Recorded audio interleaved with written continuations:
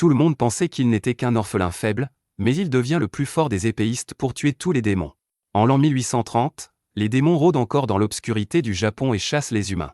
Naturellement, les humains les détestent, et une demi-démone nommée Suzune ne fait pas exception. Alors que Suzune continue de pleurer et de s'excuser, son père la chasse dans la remise, et son frère Jinta ne peut qu'assister impuissant à la scène. Cependant, il ne supporte pas de voir sa chère sœur insultée et tourmentée chaque jour, alors une nuit d'orage, il décide de s'enfuir de la ville avec elle. Alors qu'il cherche un abri contre la pluie dans une maison abandonnée dans la forêt, incertain de la direction à prendre, un gentil épéiste s'approche d'eux et leur demande de le suivre s'ils n'ont pas de maison. Jinta et Suzune suivent l'homme, nommé Motoharu, jusqu'au village des forgerons d'épées profondément enfouis dans les montagnes, où il rencontre sa fille, Shirayuki. Shirayuki est ravi d'apprendre que les deux enfants que son père a ramenés vont vivre avec eux. Alors que Jinta est immédiatement charmé par la beauté de Shirayuki, Suzune prend un peu plus de temps pour surmonter sa nervosité et s'ouvrir à elle. Bientôt, ils commencent à vivre ensemble comme une famille, et Jinta commence à prendre des leçons d'escrime avec Motoharu, qui est le gardien du village. Un jour, alors que Jinta, Shirayuki et Suzune rentrent chez eux après avoir joué dans la rivière avec un ami, Jinta aborde le sujet de la mère de Shirayuki. Elle lui dit que sa mère est la prêtresse du village et qu'elle n'a pas le droit de quitter son sanctuaire, seul son père, qui est le gardien du village, et le chef du village peuvent la rencontrer car si elle rencontre des gens ordinaires, ses pouvoirs sacrés diminueront. Shirayuki dit qu'elle n'a pas vu sa mère depuis des années, mais elle se contente de soupirer et de continuer son chemin. Avec le temps, Jinta continue de s'entraîner sous la direction de Motoharu et se rapproche de Shirayuki, Suzune jouant le rôle de la troisième roue entre eux. Et puis, un jour, une tragédie frappe le village lorsqu'un démon tue la mère de Shirayuki, et son père sacrifie sa vie pour l'empêcher de s'échapper. La nuit suivant leurs funérailles, Shirayuki dit à Jinta qu'elle va devenir la prochaine prêtresse après sa mère parce qu'elle veut protéger le village. Elle affirme que la seule chose qu'elle regrettera est de ne plus pouvoir voir Jinta, et il lui promet qu'il travaillera dur pour devenir son gardien afin qu'ils puissent être à nouveau ensemble. De nombreuses années ont passé depuis, et tous deux ont tenu leur promesse. Shirayuki est la prêtresse du village, tandis que Jinta est son gardien ainsi que le plus fort épéiste du village. Un jour, alors qu'il rend compte à Shirayuki et au conseil du village du démon qu'il a récemment tué dans la forêt, tous les vieillards deviennent tendus. Ils craignent que les démons ne cherchent à manger le foie de la prêtresse parce que, selon les légendes populaires, cela peut les rendre immortels. Cependant, Shirayuki pense que les démons tentent de mettre la main sur l'épée légendaire appelée Yare, qui a été transmise dans sa famille d'une prêtresse à l'autre. Cela inquiète le chef du village, mais son fils Kyo, qui est le deuxième gardien, lui dit de ne pas s'énerver parce que la prêtresse a deux guerriers compétents pour la protéger. Il profite ensuite pour lancer une pique à Jinta en le traitant de crétin analphabète, mais Shirayuki empêche leur dispute avant même qu'elle ne commence. Une fois la réunion terminée, tout le monde quitte la pièce sauf Jinta, et Shirayuki sort de derrière le rideau parce qu'elle en a assez de jouer un rôle formel devant tout le monde. Elle oblige Jinta à l'appeler par son prénom et lui dit qu'elle a une invitée spéciale pour lui aujourd'hui. Jinta comprend immédiatement qu'elle parle de Suzune, et il entre dans sa chambre privée pour voir sa sœur, qui n'a pas grandi du tout en 10 ans, dormir paisiblement. Jinta n'est pas content que Suzune enfreigne les règles du village en étant ici, mais Shirayuki prend son parti parce que tout ce qu'elle voulait était de voir son frère, qui est occupé par son travail. Jinta réveille Suzune et lui dit de ne pas venir au sanctuaire parce que c'est contre les règles, mais elle fait une crise en réponse.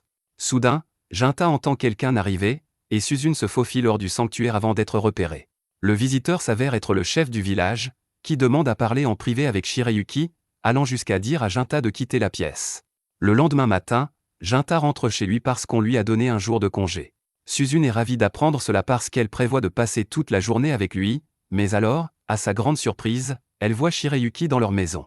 Jinta et Suzune sont stupéfaits de la voir et lui demandent comment elle peut quitter le sanctuaire. Shirayuki leur dit enjouée qu'elle a obtenu une permission spéciale du chef du village pour sortir, et qu'elle veut passer la journée avec eux. Suzune est excitée en entendant cela et suggère que tous les trois prennent le petit déjeuner ensemble comme autrefois. Après le petit déjeuner, Jinta décide d'emmener Shirayuki au village, et Suzune leur fait joyeusement un signe d'au revoir, mais une fois qu'ils sont partis, elle laisse transparaître sa frustration. Pendant ce temps, tout le monde dans le village est abasourdi en voyant Jinta avec une jolie fille parce qu'ils ne reconnaissent pas le visage de Shirayuki après des années sans la voir. Même lorsqu'ils arrivent au restaurant de leur amie d'enfance, celle-ci ne reconnaît pas Shirayuki, ce qui la rend un peu triste. Après avoir passé toute la journée ensemble, Shirayuki emmène Jinta à l'endroit même où ils se sont promis de devenir la prêtresse et le gardien du village dans le passé. Là, Shirayuki dit soudain à Jinta qu'elle va épouser Kyo, le fils du chef du village. Les yeux de Jinta s'écarquillent de choc et d'horreur alors que Shirayuki explique que le chef du village lui a fait la leçon sur le fait d'avoir un enfant pour protéger sa lignée au cas où les démons viendraient après elle. Il lui a dit d'épouser son fils parce qu'il est un gardien et deviendra un jour le chef du village.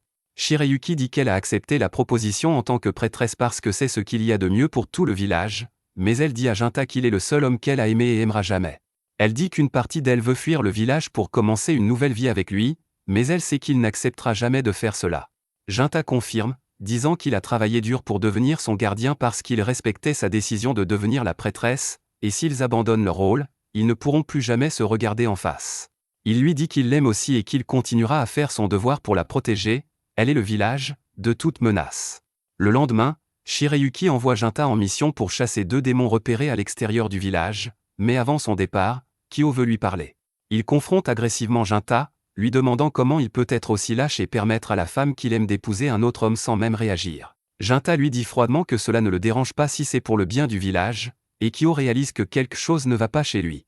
Junta l'ignore et part dans la forêt à la recherche des 2 démons, ignorant que l'un d'eux a déjà trouvé son chemin vers Suzune. Alors que Junta marche tranquillement dans la forêt, le 2e démon lance une attaque surprise contre lui, mais il parvient à la parer facilement. Le démon dit à Junta qu'il est impressionné par ses compétences, mais Junta n'a pas le temps de discuter et se précipite instantanément sur lui. Il a d'abord du mal à trancher la peau dure du démon, mais avec son 2e coup, il parvient à lui arracher le bras avant d'esquiver de justesse un coup écrasant. Au lieu d'être furieux, le démon est encore plus impressionné par Junta et lui demande la raison pour laquelle il s'est entraîné à devenir si fort. Le démon lui demande pourquoi il manie une épée, et Junta répond qu'il se bat pour protéger ceux qu'il aime. Au même moment, la démone approche Suzune, lui disant qu'elle est l'une des leurs. Suzune nie frénétiquement, s'accrochant à la chemise de Junta en disant qu'elle est humaine. La démone réalise que Suzune aime tellement son frère qu'elle a vaincu sa nature démoniaque et est restée humaine. Suzune commence avec excitation à parler à la démone de Junta, disant qu'il est tout pour elle, et la démone lui dit que quelqu'un cherche à blesser son frère et qu'elle doit les arrêter.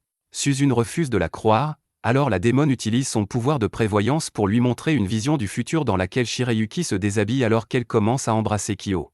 Suzune ne peut pas y croire parce qu'elle est certaine que Shirayuki aime Junta, alors la démone lui dit de la suivre pour qu'elle puisse voir la vérité de ses propres yeux et aider son frère. De l'autre côté, Junta et le démon mâle se battent toujours dans la forêt. Junta demande au démon pourquoi il blesse les humains, et il répond que tous les démons ont un but qu'ils ne peuvent ignorer, et ils font tout pour l'atteindre. Junta dit qu'il empêchera le démon de nuire à quiconque et se précipite vers lui tandis que le démon agrandit son bras pour l'affronter de front. Un coup de poing du démon déchire le bras de Junta, et son épée se brise après avoir heurté sa peau dure. Cependant, Junta n'abandonne pas, et il attrape la pointe brisée de son épée pour poignarder le cœur du démon avant qu'il ne puisse attaquer à nouveau.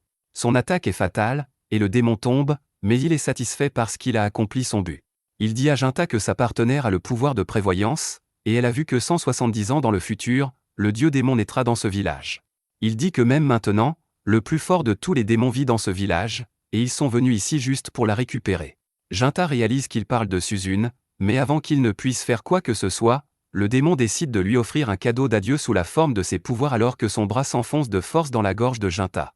Le démon demande à Junta ce qu'il fera lorsque ceux qu'il veut protéger ne le mériteront plus. Au même moment, Kyo essaie de coucher avec Shirayuki, et quand elle résiste, il lui demande si elle veut que Junta revienne à temps pour entendre ses gémissements. Cette déclaration brutale aide Shirayuki à prendre une décision, et elle commence à se déshabiller en disant que c'est le devoir d'une prêtresse. Kyo panique parce qu'il ne s'attendait vraiment pas à ce qu'elle coopère, mais juste au moment où Shirayuki s'apprête à l'embrasser, la démone amène Suzune là pour tout voir de ses propres yeux. De retour dans la forêt, Junta se réveille, et étonnamment, toutes ses blessures ont disparu. Il se précipite immédiatement pour trouver Suzune, mais à son horreur, tout le village est en feu. Il ignore tout le monde alors qu'il se précipite vers le sanctuaire, où Suzune, dévastée, traite Shirayuki de salope pour avoir prétendu aimer Junta avant de se contenter du premier venu. Shirayuki essaie d'expliquer sa position, mais Suzune refuse d'entendre quoi que ce soit. Elle se met à pleurer en disant qu'elle aime Junta et veut être avec lui, mais qu'il est amoureux de Shirayuki, c'est pourquoi elle a tout enduré et a refusé de grandir pour rester sa petite sœur et qu'il puisse être heureux en mariage avec Shirayuki.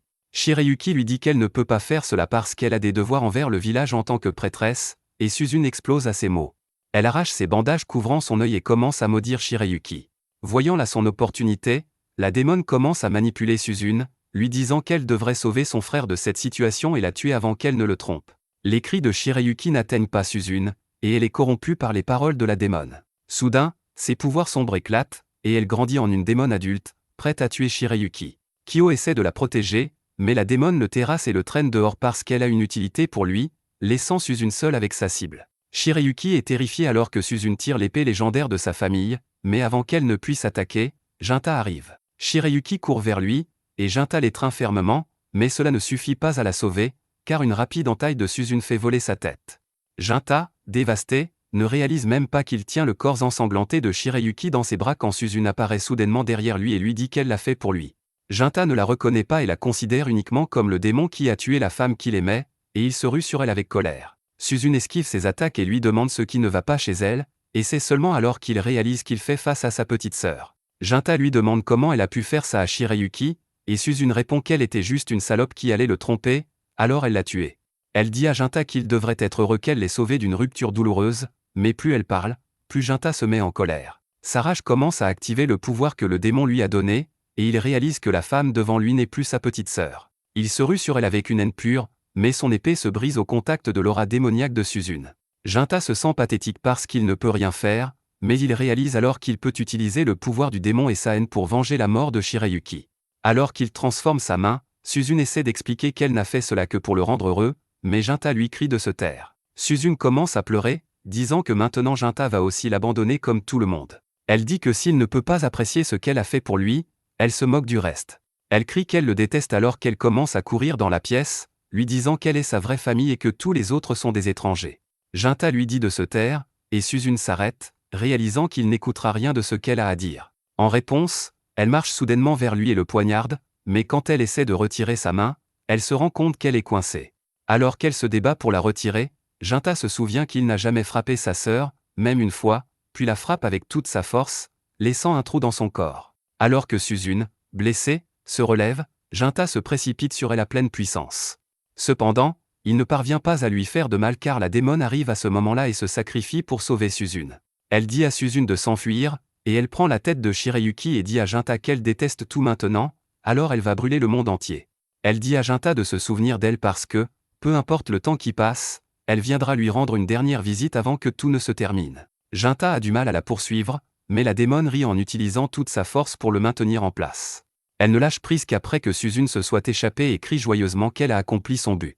Junta lui demande si son but était une effusion de sang inutile, et le démon lui répond qu'elle a vu loin dans le futur. Bientôt, les humains découvriront l'électricité, et leur lumière artificielle illuminera les nuits, ne laissant aucune place aux démons pour se cacher. Cependant, ce qu'elle a fait ici garantira que les démons continueront à prospérer même avec l'avancée de la technologie. Après avoir dit cela, elle meurt avec un sourire, et son corps se transforme en poussière. Une fois tout terminé, la rage et la haine de Junta se transforment soudain en chagrin, et il serre le corps de Shirayuki contre lui en pleurant et en s'excusant encore et encore de ne pas avoir pu la protéger. Peu de temps après, les villageois commencent à reconstruire leur maison, mais Junta, désormais complètement seul au monde, décide de partir en voyage. Dès qu'il quitte sa maison, il trouve le chef du village qui l'attend. Ils se rendent au restaurant du village, où Junta dit au chef qu'il part en voyage pour s'entraîner à partir de zéro afin de pouvoir protéger le village du dieu démon dans le futur. Le chef du village réalise que le dieu démon sera Suzune, et il demande à Junta s'il est sûr de pouvoir l'arrêter. Junta répond qu'il fera ce qui doit être fait, et le chef lui demande à nouveau s'il cédera à son désir de vengeance et tuera sa sœur. Junta répond qu'il ne pourra jamais pardonner à celle qui a tué Shirayuki, et peu importe que ce soit sa sœur. Il dit qu'il est rempli de haine, mais malgré cela, il veut trouver une solution pacifique si elle existe. Le chef du village est soulagé d'entendre que, bien qu'il soit devenu un démon, Junta a conservé son humanité. Pour lui dire au revoir, il lui donne l'épée légendaire Yare, disant que puisque la lignée de Shirayuki a pris fin, l'épée n'a plus de propriétaire, et Shirayuki voudrait qu'il l'ait. Junta accepte l'épée, et soudain, le chef du village tombe à genoux devant lui. Il s'excuse auprès de Junta, disant qu'il savait que lui et Shirayuki s'aimaient, mais malgré cela, il l'a forcé à épouser son fils. Il dit que tout ce qu'il a dit à Shirayuki sur l'intérêt du village n'était qu'une excuse, et qu'il voulait simplement qu'elle épouse son fils Kyo parce qu'il l'aimait aussi. Le chef du village dit qu'il est responsable de cette tragédie, et Junta le relève mais ne lui pardonne pas. Il quitte le village après cela, songeant à la façon dont sa vie entière a changé en un seul jour. Alors qu'il commence à errer à travers le pays, la seule chose à l'esprit de Junta est de se préparer à la prophétie qui se réalisera dans 170 ans. Quelques jours passent lorsque Junta arrive dans un nouveau village en tant que guerrier itinérant, où il est immédiatement appelé par un des villageois pour un travail. L'homme s'avère être un propriétaire de magasin local qui a une fille adoptive qu'il aime beaucoup. L'employé du magasin, nommé Zen, explique à Junta que la fille s'appelle Natsu, et que depuis quelques jours, elle se plaint d'entendre un démon à l'extérieur de sa chambre qui crie qu'elle est sa fille et qu'elle doit revenir vers elle. Son père est très inquiet pour elle, c'est pourquoi il veut que Junta soit son garde du corps pendant quelques jours, car elle va bientôt avoir 13 ans. Junta essaie de demander plus de détails, mais avant même qu'il ne comprenne bien la situation, une jeune fille au caractère difficile entre et commence à crier sur Zen pour avoir perdu du temps au lieu de travailler. Puis elle se tourne vers Junta et pense qu'il est trop jeune pour être un garde du corps expérimenté et le traite d'escroc. Junta est très confus face à toute cette situation tandis que Zen essaie de lui faire comprendre, mais Natsu leur fait un doigt d'honneur et s'en va, disant à Junta de partir. Zen s'excuse pour son comportement, mais Junta quitte la maison malgré tout. Cette nuit-là, Natsu a encore du mal à dormir car elle a peur que le démon ne revienne. Heureusement pour elle, Zen est un type vraiment sympa et décide de s'asseoir devant sa chambre pour la garder. Natsu se sent mieux, mais avant qu'elle ne puisse fermer l'œil, elle entend soudain le bruit terrifiant d'un démon qui l'appelle. Elle est terrifiée et demande à Zen s'il l'a entendu, mais Zen n'a rien vu ni entendu. Il se demande si la fille de son patron est folle quand soudain il entend une voix forte crier que Natsu est sa fille. Horrifié, il commence à regarder partout quand soudain un démon émerge du sol dans la cour et commence à marcher vers Zen alors qu'il est paralysé par la peur. Le démon s'approche de lui tandis que Natsu jette un coup d'œil par la porte et réalise que c'est la fin pour elle et Zen. Alors que le démon s'apprête à attaquer, Junta arrive à temps et tranche le bras du démon, sauvant la vie de Zen. Le démon semble confus de voir un chasseur de démons dans cette maison, mais avant qu'il ne puisse faire quoi que ce soit, Junta tranche le monstre en deux d'un seul coup d'épée. Le démon tombe au sol et disparaît tandis que Natsu demande si le démon est mort. Junta se retourne et lui dit que son tarif pour la garder vient d'augmenter parce que ce démon n'est pas encore mort et reviendra probablement. Le lendemain matin, Zen et Junta s'assoient pour prendre le thé, où Zen remercie Junta de lui avoir sauvé la vie tandis que Junta lui demande des informations sur Natsu. Zen semble confus mais dit à Junta que Natsu n'est pas une enfant démon si c'est ce qu'il pense. Selon lui, Natsu est la fille de parents éloignés du patron, mais ses parents sont morts, alors le patron l'a recueillie.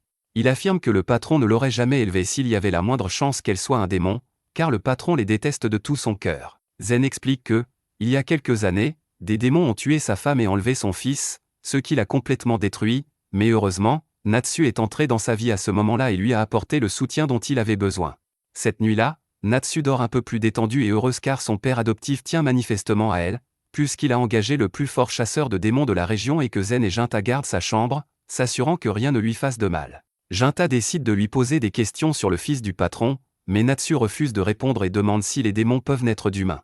Junta lui dit qu'ils peuvent naître de l'union de deux démons, parfois d'un démon et d'un humain, mais il y a aussi la possibilité que les démons naissent de simples émotions négatives comme la colère, la rage ou la jalousie.